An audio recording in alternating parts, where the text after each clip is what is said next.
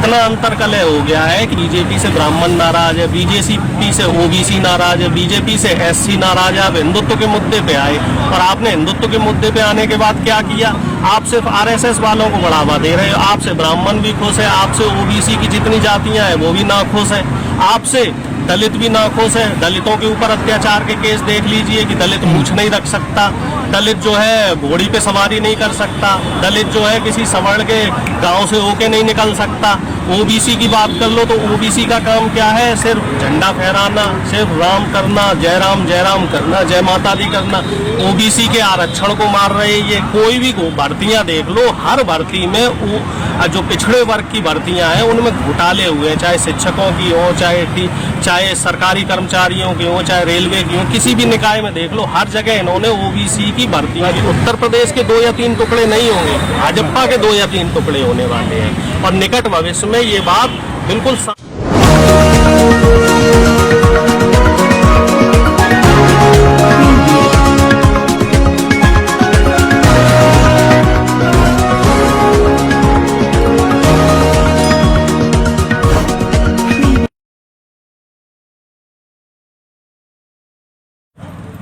हमारे बीच में डॉक्टर अरुणेश यादव जी।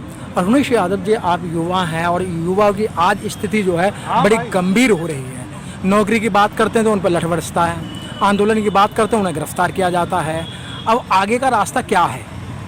देखिए, पहली चीज़ तो ये समझ लीजिए कि जो देश का युवा था या देश की आम जनता थी, चाहे गरीब हो, मजदूर हो, चाहे किसान हो, उसने ना तो रोजगार के लिए इस सरकार को वोट दिया था, ना शिक्षा के लिए इस सरकार को वोट दिया था। उस समय 2014 का दौर था, वो ऐसा दौर था कि लोग भावनाओं में बैठ गए कि साहब हिंदुत्व तो खतरे में है और देश में जो है पता नहीं कहाँ विदेशों का, जाने मुसलमानों का या किसी विदेशी ताकत का एकाधिकार हो जाएगा और देश फिर से गुलाम हो जाएगा। वो एक ऐसा दौर चलाया गया था सोशल मीडिया के जरिए।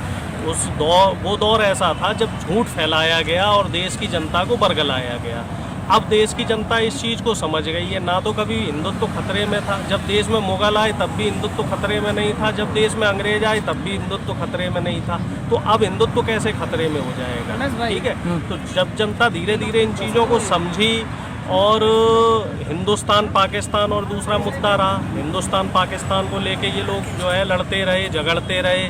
लेकिन अब स्थितियां देख लो, पाकिस्तान की स्थिति हमसे कहीं ज़्यादा बेहतर है। पाकिस्तान के प्रधानमंत्री का अभी ऑन रिकॉर्ड बयान आया है कि पिछले 1.5 साल में उन्होंने अपने आप पेट्रोल की कीमत 30 रुपये कम कर दी और डीजल की कीमत 42 रुपये कम कर दी। क्यों कम करी? जिससे कि कोरोना के जरिए जो अर्थव्यवस्था चरमराई है उनके देश की, उस अर्थव्यवस्था का असर आम जनता पे ना पड़े, महंगाई की मार आम जनता को ना झेलनी पड़े। क्योंकि पेट्रोल और डीजल के दाम जब बढ़ते हैं तो उससे महंगाई प्रत्यक्ष परोक्ष रूप से बढ़ती है। क्योंकि कोई भी ट्रांसपोर्ट का जो साधन है, हर चीज़ पेट्रोल डीजल से ही जुड़ी है। सामान इधर से उधर जाएगा तो वो डीजल पेट्रोल से ही जुड़ा हुआ है। और वहाँ के प्रधानमंत्री जी ने ये भी साफ साफ कह रखा है कि अगर कोई भी छोटी बड़ी फैक्ट्री वाला, कारखाने वाला, किसी भी सेक्टर वाला अगर कोई सामान महंगा बेचता हुआ पाया जाए तो उसके खिलाफ एक्शन लिया जाएगा। लेकिन हमारे यहाँ क्या हो रहा, चाहे आप हॉस्पिटल देख लो, चाहे आप प्राइवेट सेक्टर में देख लो, डीजल पेट्रोल से लेके हर चीज़ की दाम बढ़ गए हैं। और शिक्षा की आप बात कर लो, पिछले 1.5 साल 2 साल में शिक्षा का स्तर 0 है। प्राइवेट स्कूल में स्कूल के जो मालिक हैं वो मनमानी फसल फीस जो है वो वसूल रहे हैं, उस पर सरकार का कोई लगाम नहीं है। इधर रोजगार कम हो गए हैं, जो प्राइवेट सेक्टर से जो मौजूदा सरकार, इन्होंने लेबर लॉ ख़त्म कर दिया। लेबर लॉ के ख़त्म होने से क्या हुआ है कि अब प्राइवेट जो लाला हैं और जो मालिक हैं इनकी मनमानी हो गई है। 8 घंटे की बजाय आपसे 12 घंटे काम करवाएंगे, 14 घंटे काम करवाएंगे। और जो एक न्यूनतम मजदूरी जो तय हुई थी 500 रुपये या 600 रुपये, अब उसको घटा के इन्होंने 250-300 रुपये कर दिया।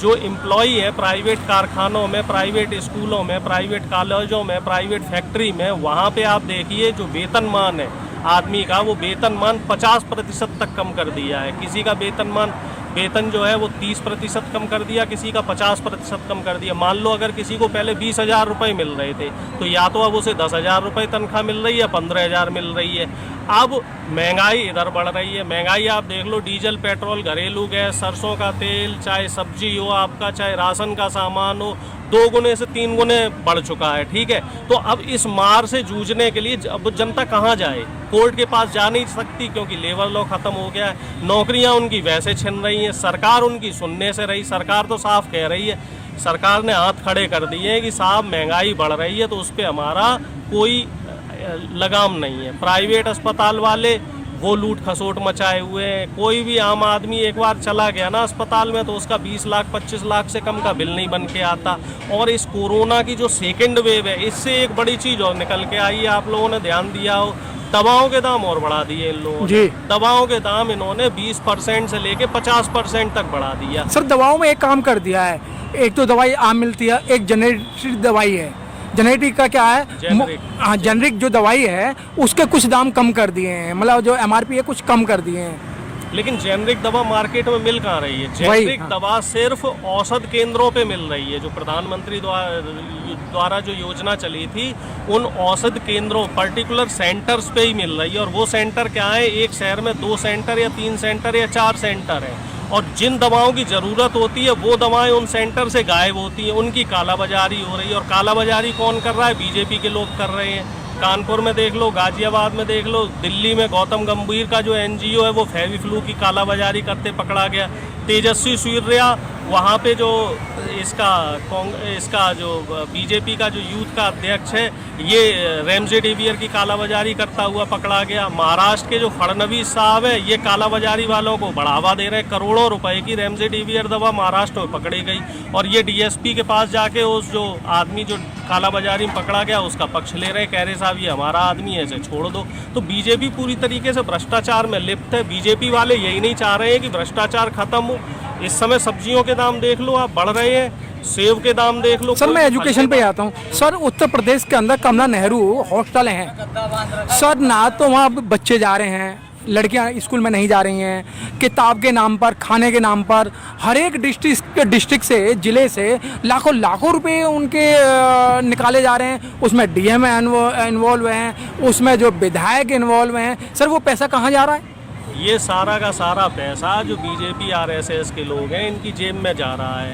एक कहावत थी ना पहले कि राम नाम की लूट है, लूट सके तो लूट, अंतकाल पछताएगा, प्राण जाएंगे छूट। जब प्रभु श्री राम को इन्होंने नहीं छोड़ा, श्री राम के नाम पे 2 करोड़ की ज़मीन 18 करोड़ में इन्होंने उसकी खरीद फरोख्त हुई है। तो ये अस्पताल को देख लो, चाहे शिक्षा को देख लो, जो आप कह रहे हैं ना, अभी देखो खाने में घोटाला हुआ है। 2-3 महीने से कोरोना काल में स्कूल बंद है, प्राइमरी स्कूल बंद है। उनके लिए खाने का बिल जो है 1-1 करोड़ 2-2 करोड़ रुपए का भेजा जा रहा है। तो वो पैसा सब अधिकारी दबा रहे हैं क्योंकि इन्हें ऊपर से छूट मिली हुई है। ऊपर से ये बोला जा रहा है कि भाई हमें इतना पैसा चाहिए, इस अधिकारी से इतना पैसा चाहिए, उस अधिकारी से इतना पैसा चाहिए। चारों तरफ लूट खसोट मचा रखी है। और शिक्षा को देख लो, पिछली साल भी इन्होंने बिना एग्ज़ाम कराए प्रमोट कर दिया था बच्चों को, इस साल भी इन्होंने बिना एग्ज़ाम कराए बच्चों को प्रमोट कर दिया। जब आप ऑनलाइन क्लास चला सकते हैं तो आप परीक्षा क्यों नहीं करा सकते? आप ऑब्जेक्टिव टाइप परीक्षा कराओ ना। शिक्षा के स्तर को यहाँ बढ़ाने की बात हो रही है, आप शिक्षा के स्तर को कम कर रहे हैं। जो नई शिक्षा प्रणाली ये लोग लाए हैं, नई शिक्षा प्रणाली में क्या है कि बच्चा सीधा 12th का बोर्ड एग्ज़ाम देगा, उससे पहले उसका कोई बोर्ड एग्ज़ाम ही नहीं होगा। और वो शिक्षा प्रणाली ऐसी कर दी है कि 5वीं तक तो बच्चे को उसकी जो मदर टंग है वही पढ़नी पड़ेगी। पहले क्या होता था कि 2 मीडियम होते थे, एक क्षेत्रीय भाषा का और एक इंग्लिश मीडियम, ठीक है। अब इन्होंने उसमें कई सारे मीडियम कर दिए हैं 5वीं तक। तो अब 5वीं तक अगर बच्चा कोई वहाँ का मीडियम पढ़ेगा, फिर 6वीं के बाद वो मेन स्ट्रीम लाइन में आएगा तो उसके लिए थोड़ी सी दिक्कत होगी। अब 6वीं से लेके 8वीं तक का एक अलग सिस्टम बना दिया, 9वीं से लेके 12वीं तक का एक अलग सिस्टम बना दिया। ग्रेजुएशन आपकी 4 साल की कर दी। डिग्री जो है ना, डिग्री कोर्स आपका 4 साल का होगा। 4 साल का कब है? जब आपको PG करनी है। अगर आपको पोस्ट ग्रेजुएशन नहीं करनी है तो वो कोर्स आपका 3 साल का रह जाएगा।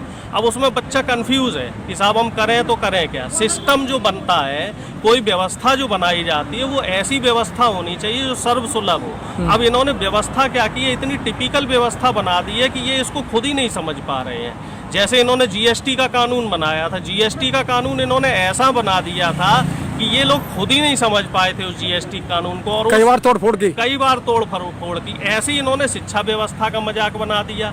इन्होंने क्या किया, पिछली साल तक जो बच्चों के एडमिशन होते थे उसका क्राइटेरिया 3.5 साल का था। इस साल इन्होंने बच्चों के एडमिशन का क्राइटेरिया 3 साल का कर दिया। अब जो बच्चा पिछली साल एडमिशन नहीं ले पाया एज कम होने की वजह से, वो इस साल ओवर एज हो गया, अब वो बच्चा कहाँ जाएगा। तो ये ज़रूरत से ज़्यादा घालमेल कर रहे हैं और ज़रूरत से ज़्यादा एक्सपेरिमेंट कर रहे हैं। ये चाह रहे हैं कि जो मध्यम वर्गीय परिवार हैं ये अपने बच्चों को उचित शिक्षा ना दे पाए, ये भ्रमित रहें, ये भ्रम में रहें कि साहब क्या करना है। अब देखो 12th के बच्चों को डायरेक्ट प्रमोट कर दिया। अब इसमें जो पढ़ने वाले अच्छे बच्चे हैं उनकी क्या होगी, एवरेज मार्किंग आ जाएगी, वो कंपटीशन का एग्ज़ाम क्लियर नहीं कर पाएंगे, उनका अच्छी जगह एडमिशन नहीं हो पाएगा। गधे और घोड़े को आपने एक ही लाइन में खड़ा कर दिया।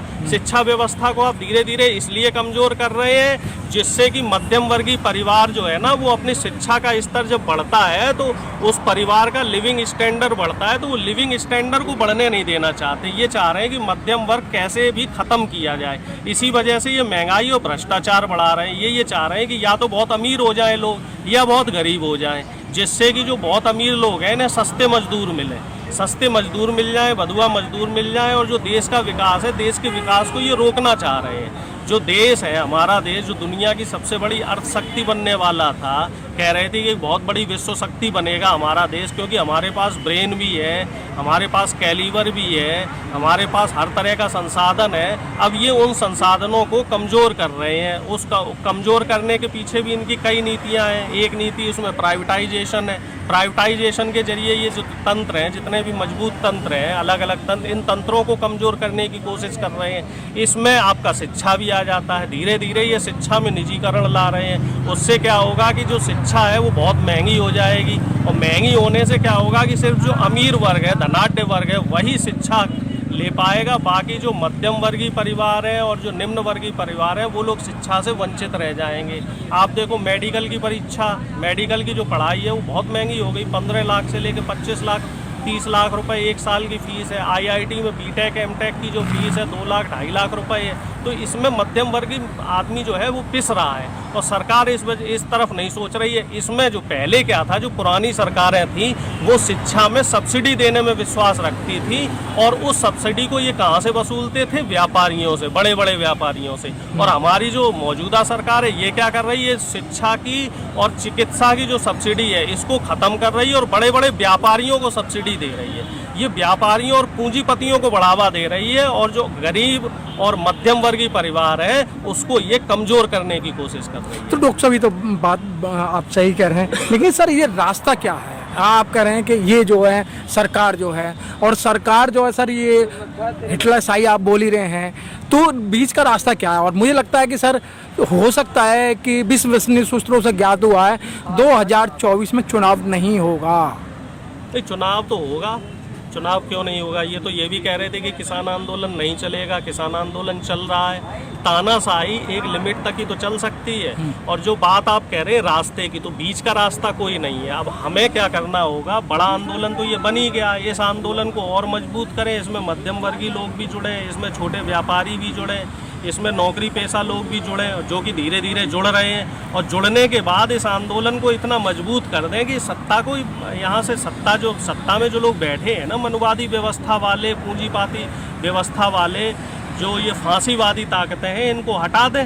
एक ही विकल्प है, सत्ता से हटाना, और इनको सत्ता से हटाना पड़ेगा। जब तक आप सत्ता से नहीं हटाएंगे इन लोगों को, और इतिहास गवाह रहा है जब जब कोई भी शासक, तानाशाही शासक आया है तो उस शासक को वहाँ की जनता ने उखाड़ फेंका है, और तभी व्यवस्था परिवर्तन हुआ है। इस समय बीच का रास्ता नहीं है। लेकिन बात वही आती है जब जहाँ ये हार जाते हैं। अब उत्तर प्रदेश 5 राज्यों के चुनाव आने वाले हैं, तो उसी तरीके से जैसे उत्तर प्रदेश बहुत बड़ा राज्य है, यहीं से प्रधानमंत्री की एक गर्मी शुरू हो जाती है। उत्तर प्रदेश को 3 भागों में बांट रहे हैं, और जो पूरा एनसीआर का जो इलाका है, इन्हें पता है कि जो एनसीआर का इलाका है इसमें हमारी हार होनी है, उसको 3 टुकड़ों में बांटने जा रहे हैं। अब ये 3 टुकड़ों में बांट लें उत्तर प्रदेश को, चाहे 6 टुकड़ों में बांट लें, जनता तो वही है। जो बंगाल की जनता ने जवाब दिया था वही उत्तर प्रदेश की जनता ने जवाब देगी। कितने टुकड़ों में बांट लो, सत्ता में ये आने नहीं है। क्योंकि जनता समझ गई है कि झूठे लोग हैं, मक्कार लोग हैं, ये व्यापारियों और पूंजीपतियों को बढ़ावा देते हैं। ना तो इन्हें हिंदुत्व से कोई मतलब है, ना इन्हें राष्ट्र से कोई मतलब है, ना इन्हें पाकिस्तान से कोई मतलब है, ना इन्हें चाइना से कोई मतलब है। इन्हें सिर्फ एक चीज़ से मतलब है, अपनी जेबें गर्म करना और सत्ता में काबिज रहना। तो जनता, यूपी की जनता सबसे ज़्यादा समझदार है। नहीं तो यूपी से ही हमेशा कहते हैं ना, देश की सत्ता का जो रास्ता है वो यूपी से क्यों जाता है, क्योंकि यहाँ की जो जनता है वो राजनीति में सबसे ज़्यादा रुचि रखती है। और इस बार यूपी की जनता बीजेपी को डबल डिजिट में भी नहीं पहुँचने देगी।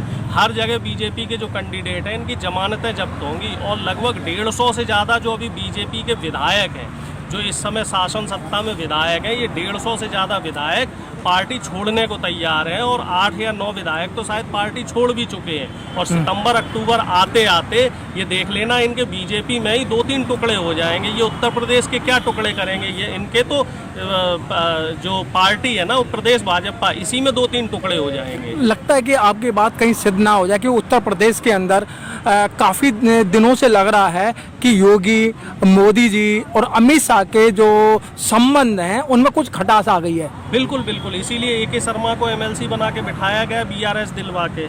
इतना अंतर कलह हो गया है कि बीजेपी से ब्राह्मण नाराज है, बीजेपी से ओबीसी नाराज है, बीजेपी से एससी नाराज है। आप हिंदुत्व के मुद्दे पे आए, और आपने हिंदुत्व के मुद्दे पे आने के बाद क्या किया? आप सिर्फ आरएसएस वालों को बढ़ावा दे रहे हो। आपसे ब्राह्मण भी खुश है, आपसे ओबीसी की जितनी जातियां हैं वो भी नाखुश हैं, आपसे दलित भी नाखुश है। दलितों के ऊपर अत्याचार के केस देख लीजिए कि दलित मूछ नहीं रख सकता, दलित जो है घोड़ी पे सवारी नहीं कर सकता, दलित जो है किसी सवर्ण के गांव से होके नहीं निकल सकता। ओबीसी की बात कर लो तो ओबीसी का काम क्या है? सिर्फ झंडा फहराना, सिर्फ राम करना, जय राम करना, जय माता दी करना। ओबीसी के आरक्षण को मार रहे हैं ये। कोई भी भर्तियां देख लो, हर भर्ती में जो पिछड़े वर्ग की भर्तियां हैं उनमें घोटाले हुए हैं, चाहे शिक्षकों की हो, चाहे सरकारी कर्मचारियों की हो, चाहे रेलवे की हो, किसी भी निकाय में देख लो, हर जगह इन्होंने ओबीसी की भर्तियों में जो है घोटाले किए हैं। तो ये सब चीज़ें धीरे धीरे जनता के बीच में आ रही हैं, और बीजेपी में जितने भी ओबीसी नेता हैं, ये ओबीसी नेताओं के बीच में एक साफ मैसेज जा रहा है। जब ये ओबीसी नेता जनता के बीच में जा रहे हैं, जनता इन्हें नकार रही है। सर निकार कहाँ रही है? ओबीसी के नाम पर ही जीते थे। सीतापुर के विधायक का बयान देख लीजिए। सीतापुर के जो राठौर साहब विधायक हैं उनका क्या कहना है कि योगी जी और बीजेपी की जो सरकार है, मुख्यमंत्री जी जो कर रहे हैं वो ठीक है, जो इनका विरोध करेगा उसको ये पार्टी से निकाल देंगे। वो तो पिछले 1 साल से इस तरीके का बयान दे रहे हैं। और यहाँ पे जो गाजियाबाद के विधायक थे, ये 200 विधायक लेके विधानसभा में बैठ गए थे, 200 विधायक लेके योगी जी के विरोध में विधानसभा में बैठ गए। तो कहीं ना कहीं उनकी अंतर्कलह है, बट है क्या कि मेन स्ट्रीम मीडिया में चीजों को नहीं। सर उत्तर प्रदेश जब चुनाव हुआ था, ओबीसी ही इनको सत्ता में लेके आया, और उनको मुख्यमंत्री बनाने की बात थी ओबीसी को, लेकिन उनको दरकिनारे कर दिया। तो अब जनता इनको दिखाएगी ना, जो ओबीसी है, क्योंकि जो यूपी की आबादी है इसमें 60% से ज़्यादा ओबीसी है। अब ये इनको सत्ता से बाहर निकाल देंगे। ओबीसी और एससी की अगर पॉपुलेशन निकाली जाए तो वो 85 से 90% के बीच में आती है। अब ये लोग समझ रहे हैं ना कि ये हिंदुत्व के नाम पे आए हैं, लेकिन इनका एजेंडा अलग था, इनके एजेंडा जो थे वो अलग थे। सरकार आप देख लेना, जो आपका ये सवाल था ना, मैं फिर रिपीट करूंगा कि उत्तर प्रदेश के 2 या 3 टुकड़े नहीं होंगे, भाजपा के 2 या 3 टुकड़े होने वाले हैं। और निकट भविष्य में ये बात बिल्कुल सामने आएगी। आप भी यही हैं और मैं भी यही। ठीक है। Press the bell icon on the YouTube app and never miss another update.